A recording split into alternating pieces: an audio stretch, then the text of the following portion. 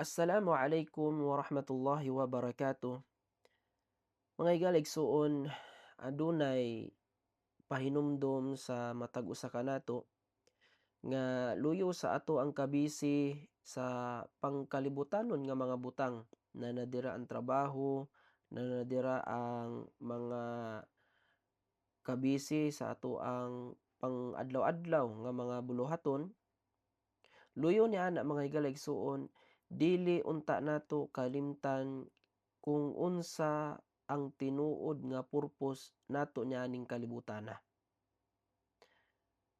Kay daghang nasayop niani, naay mga nag-ingon nga naa daw ta aning kalibutana aron magpadato, magpadaghan og balay, magpadaghan og kayutaan, magpadaghan og mga bahandi aning kalibutana.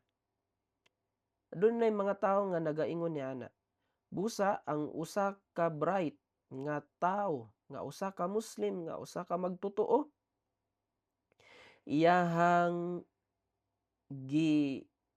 tan-aw ang iyang kaugalingon kung unsa gayud ang tinuod nga purpose nga nganong naa siya aning kalibutana. Niingon ng Allah Subhanahu wa Ta'ala, "Wama khalaqtul jinna wal insa illa liya'budun." Subhanallah. Nga sa duol nga pagkahubad ni ana, mga higala, mga kaigsuonan, miingon si Allah Subhanahu wa Ta'ala, wala nako gimugna ang mga engkanto, ang mga jin, ang mga tawo, gawas na lamang nga ako ang ilahang simbahon.